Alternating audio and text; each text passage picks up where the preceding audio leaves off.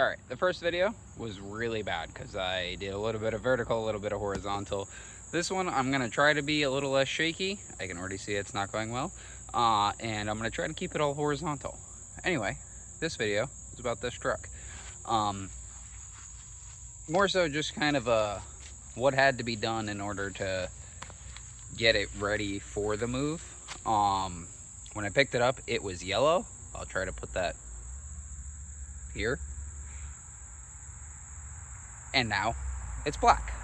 It also had F350 badges, but that's gonna be mirrored.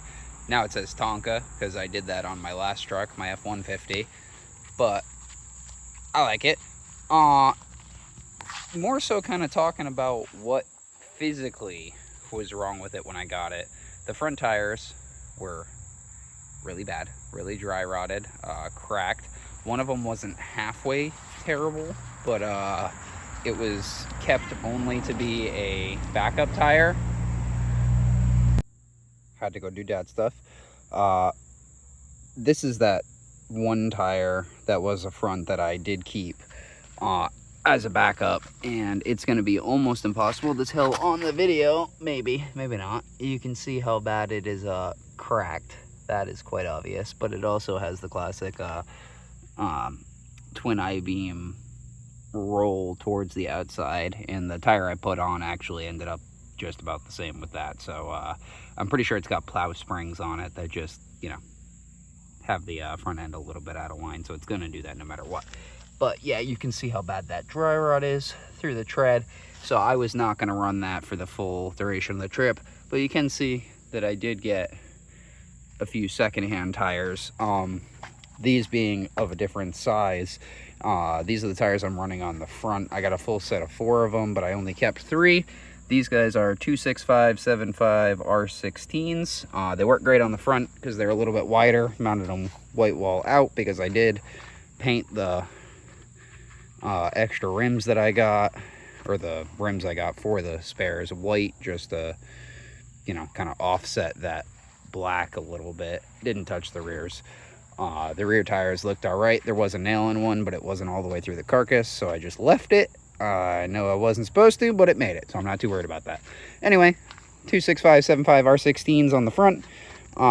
Standard rear size. Actually, not standard rear size. These are 235/85 R16s, and I think it was supposed to have 215/85 16s in the rear, but you know, somebody put it on there and it worked. And they're a little tight to the flatbed that somebody installed. They got even a little tighter. You can see there's a little bit of a notch here. A couple 100 miles into the trip, that board completely kicked out. Bed kicked sideways, was rubbing on the tires a little bit, and notched the wood. Was trying to figure out what the wood burning smell was, and I found it pretty quick. Just threw a jack under the bed, lifted it up, and got it all in there, screwed back tight. But we can do a little bit of a walk around of the truck. It's just a 97 F350 161 wheelbase cabin chassis truck that I'm pretty sure was a state vehicle at some point with a plow on it. The plow was on the bed when I picked it up. I dropped it off with my buddy immediately after picking it up because I did not need a plow in South Carolina, and I wasn't going to tow it down with me. Had to throw the classic bumper sticker on there. Cut that out with the Cricut. I've got one of those on my on a couple of my RC cars. I've got that same bumper sticker. But yeah, so mechanically, front tires were shot, so we got those swapped out. In one of the shorts, you would have seen that I'm not laying in that. That's a fire ant hill. I'll go around. But in one of the shorts, you would have seen that the carrier bearing was completely shot. 2 of the universals were completely shot. So we did end up changing out the carrier bearing, changing out the universals. I didn't do anything about the filler neck or the auxiliary tank being gross. I just didn't run the auxiliary tank, stuck with the 19-gallon main tank. Let's see, what else did we have to do? It didn't get an oil change. Oil looked good when I picked it up. It needs an oil change now, but It was running a little rough. A few tanks of diesel on the trip and some fuel injector cleaner. Sorry, diesel injector cleaner helped out with getting it to run a fair bit better. It's still got a little bit of a skip or a hiccup in the higher RPMs, but they're really not needed. This truck doesn't need to be doing 75 miles an hour unloaded, so it's fine. I may eventually go through and actually clean the injectors or go with slightly oversized injectors, but for now she runs well. She's been a good daily for me once I got down here. I keep saying she, even though I named this thing Bruce, mostly after that shark sitting in the dash. It kind of gave me the idea for the name Bruce. So we have Bruce and Betty. But I think realistically, tires, carrier bearings, and a little bit of a rough running higher RPM was about it. Oh, trailer wiring. The trailer wiring was a nightmare. The taillights were wired up really weird. The 7-pin in the back here was basically not wired up at all. Somebody just decided to take all of the colors of the trailer wiring and just match them with the colors that they found on the harness, which is not how you do trailer wiring. Really good buddy of mine, just before I left, crawled up under there while I was still trying to pack everything up and got me at least working brake lights, turn signals, and running lights. We didn't go full bore and get reverse lights going because reverse lights don't even work on this. Again, just needs wiring gone through.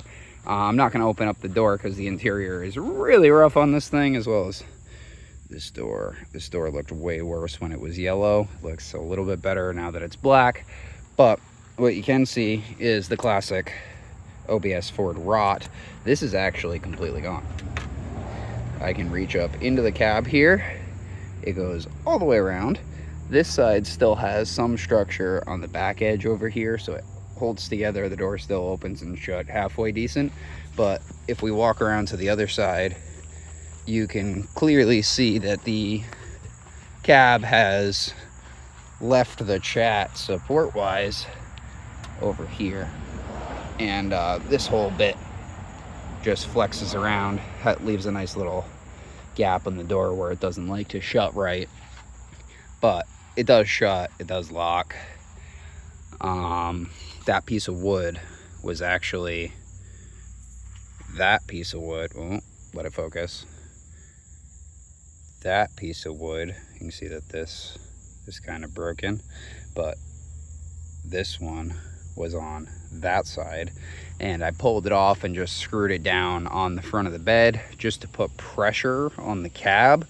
That actually pushes the whole back of the cab in just a little bit and helps those doors shut, because the cab has flexed out with the amount of rot that's down there. This thing really could do with a new cab, but it'll probably never get it because it's a work truck. And I love it. I love it the way it is. Eventually, like I said, maybe she'll get some more love. Majoritively just probably larger injectors and a tune. And I will run this cab until it rots off of this chassis. The chassis does have some iffy spots, but it is otherwise relatively solid. You can see some rust up in there. You see some rust right there and right there. The worst of the chassis is actually in this back portion, where down over here somebody has managed to rip the weld clean off of this bracket, which isn't really important because this must have been for some sort of sander or something that was on here. It's a little bit tweaked, but if we look down in here, we can see, can I get a chip? I think I've flaked most of the chips off. The steel's still solid, but there is definitely a fair bit of heavy rust on those rear frame rails. not all the way through, or not anything that actually caused me any sort of issue. You can see the previous mount spot where the pintle was. Funny enough, this ball that is welded to the pintle was the right size ball for my camper, so I just took it from there, drilled the hose down there, and sent it. So, but yeah, that's kind of the walk around of the truck. It was well loaded up. I had all the spares on the back of the truck, and I had the mower sitting up over there.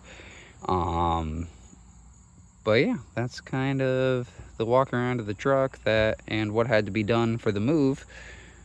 And if you have any more questions, just leave them in the comments below, and I'll make sure I try to answer them. I didn't actually give you any kind of sight onto the inside here. Like I said, it's extremely rough. We've got bench seats. Wow, you can't see nothing in there.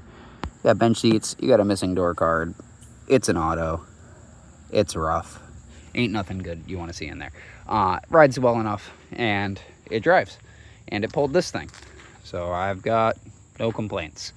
Stay safe, everyone.